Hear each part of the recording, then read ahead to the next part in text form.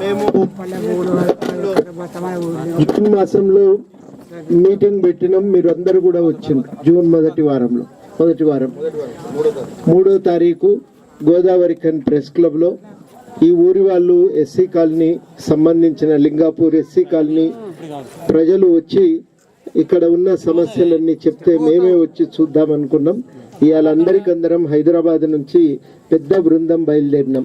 మాకు అడ్వకేటు హైదరాబాద్లో అన్ని విషయాల్లో సహాయంగా ఉండే ప్రహ్లాద్ గారు వచ్చిండ్రు, పిట్టల్ రవీందర్ విన్నరు, నేను ఉన్నా, ఇక్కడ రమేష్ ఉన్నాడు, మాలమహానాడు, అదేవిధంగా దేశపాక శ్రీనివాస్ ఉన్నాడు, జిల్లా జేఏసీ నాయకుడు మన వెంకటేష్ ఉన్నాడు, ఈ పెద్దపల్లి నుంచి అడ్వకేటు, తర్వాత జేఏసీలో పనిచేసేటువంటి రవి ఉన్నాడు, డొంకెన రవి, అందరు కూడా వచ్చిండ్రు. ఇవాళ ఒక్కలమిద్దరం రాలేదు.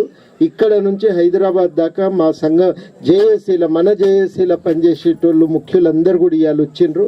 ఈ విషయాలు వింటే చూస్తే అర్థమవుతుందనే ఆలోచనతో ఇక్కడి దాకా వచ్చినాం. మేము ఎందుకు ఇవాళ అంటే ఒక పరిష్కారం అనేది దొరకాలి. మనం గట్టిగా ఆలోచించుకొని ఒకరికొకరం సహాయంగా నిలబడితే తప్ప పరిష్కారం దొరకదు. మీలో కొంతమంది అనుకోవచ్చు వీళ్ళు కూడా జాయింట్ కలెక్టర్ లెక్క అధికారులేమో అని. మేము గవర్నమెంట్లో లేము, మేము అధికారులం కాము.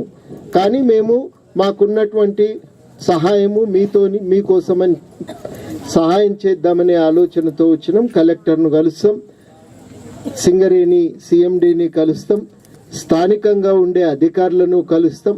కలిసి ఈ విషయం గురించి చెప్పి ఈ వర్షాకాలం ఇంకా ముదరక ముందే మీరు వచ్చి వీళ్ళందరికీ కూడా వేరే దగ్గర వసతి కల్పించాలన్న మాట చాలా సీరియస్గానే మీ అందరి తరఫున కూడా మేము మాట్లాడతాం.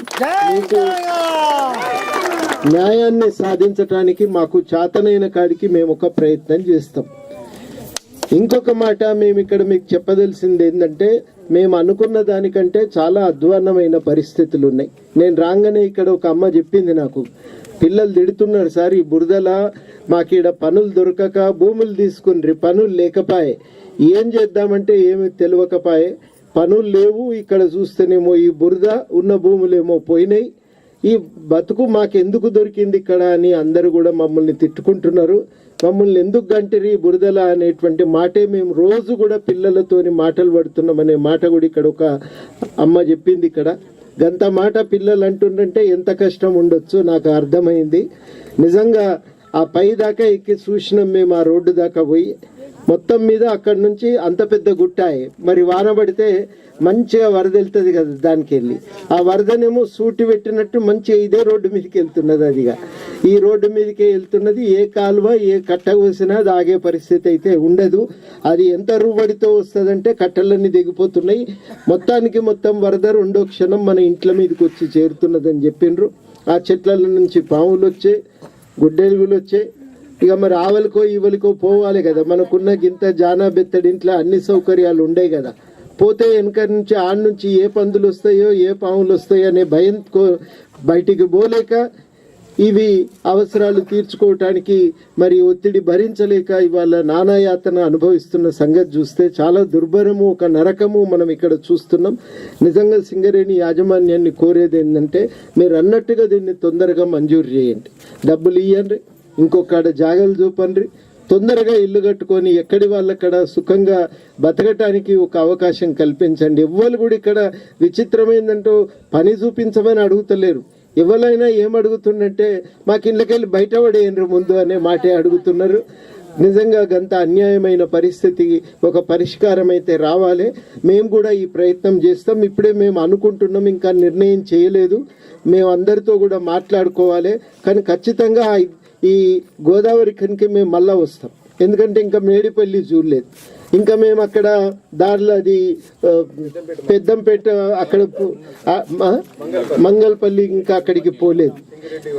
అట్లాగే మేము ఇంకా ఈ ఇతర గ్రామాలు కూడా మేము చూడాల్సినటువంటిది ఉంది, వకీల్పల్లి కానీ ఆ గ్రామాలు కూడా చూస్తాం. ఇక్కడ మీ అన్ని ప్రాంతాల ప్రతినిధులతో మాట్లాడతాం. తర్వాత కార్యాచరణ గురించి కూడా ఆలోచన చేయవలసిన అవసరం ఉంది. కొంచెం పెద్ద ఎత్తునే ఒక కార్యాచరణ అయితే అవసరమని అనిపిస్తున్నది. న్యాయం ఇక్కడ ఇక వేరే ముచ్చట కాదు. మన ఆవేదన బయటికి తెలియాలి కదా ప్రపంచానికి. మన ఆవేదన, మన కష్టము, మనం పడుతున్నటువంటి ఇక్కడ ఇబ్బందులు, మనము రోజు చూస్తున్నటువంటి ఈ సమస్యలు, ఇవన్నీ కూడా బయట ప్రపంచానికి తెలవటానికి చాలా పెద్ద ఎత్తున మేము వచ్చి ఎక్కువ రోజులు కూడా మేము ఏం తీసుకోము. 17 దాకా వేరు పనులు ఉన్నాయి. అది వెళ్ళినాక ఓ రోజు టైం పెట్టుకొని మళ్ళీ వచ్చి మిగిలిన గ్రామాలు తిరిగి అందరూ ప్రతినిధులతో ఒక రోజు సమావేశమై ఆ సమావేశంలో మీ అభిప్రాయాలు కూడా తీసుకున్నాక మేము చాలా పెద్ద ఎత్తున ఈ సమస్యలు బయటికి తేవటానికి కార్యాచరణ ప్రకటిస్తాం.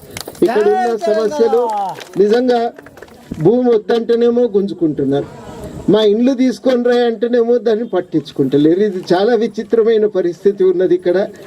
ఇవాళ ఈ పరిస్థితిలో నిజంగా ఒక పద్ధతి, విధానము, మనుషుల పట్ల ఒక గౌరవము అనేది లేకుండా వ్యవహరించటం అనేది మంచిది కాదు. ఇంతకుముందు కూడా మిత్రులు చెప్పిండ్రు, అది గోలివాడలో మరి వాళ్ళు వచ్చి అట్లా సొంత ఇంట్లో ఇంకొకరు వచ్చి వస్తే ఎట్లా ఉంటుందమ్మా? వాళ్ళ జాగాలో వచ్చి కనీలు వాతినరట, పంపులు వేస్తామంటుండ్రట. నీ జాగా మేము కొంటాము, దాని ముచ్చట ఏమీ లేదు ఇంతవరకు.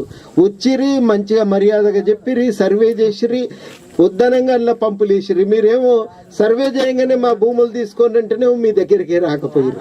ఇంతే ఆడ బతుకుదెరువు ముచ్చట, మాకేందో మా భూమి ఏమవుతుందో ఇవాళ వాళ్ళకి అర్థం కానటువంటి ఒక అయోమయమైనటువంటి స్థితిలోనేమో ఇవాళ వాళ్ళు ఉన్నారు. ఇది పద్ధతి కాదు. మనుషుల పట్ల మనుషుల తరీకలా నడుచుకోవాలి, కానీ వాళ్ళ పట్ల లెక్కలేని తనము, వాళ్ళు ఏమైతే మాకేంది అనేటువంటి నిర్లక్ష్యము, ఇది పనికిరాదు. ఖచ్చితంగా ఈ సమస్య అయితే పోవాలి. మేము మళ్ళీ వస్తాము. ఈ నెల వచ్చి ఇవన్నీ చూసి మేము ఖచ్చితంగా ఒక పెద్ద ఎత్తున జేఏసీ మొత్తంగా జిల్లా కమిటీ కూడా ఈయన సమావేశం పెట్టుకొని, రాష్ట్ర కమిటీ కూడా సమావేశం అయ్యి మేమందరం కూడా ఒక కార్యాచరణ మాత్రం తీసుకొని ఖచ్చితంగా మీ అందరికీ న్యాయం చేకూర్చడానికి మేము ప్రయత్నం చేస్తామని ఈ సందర్భంగా హామీ ఇస్తూ, మరి మేము ఒకటే కోరుకునేది ఏంటంటే ఇట్లాంటి పరిస్థితి చూడవలసిన ఎవరికి కూడా ఇట్లాంటి పరిస్థితుల్లో జీవించేటువంటి పరిస్థితి ఉండద్దు ఎవరికైనా, కానీ ఇటువంటి విధంగా ఉంటుంది అని చూసేటువంటి పరిస్థితి కూడా రావద్దని చెప్పి నేను కూడా నిజంగా కోరుకుంటూ ఉన్నా. తొందరగా న్యాయం కోసం మా ప్రయత్నం ఉంటుంది. మీ అందరికీ చేతులు జోడించి వందనం తెలియజేస్తూ సెలవు. జై తెలంగాణ.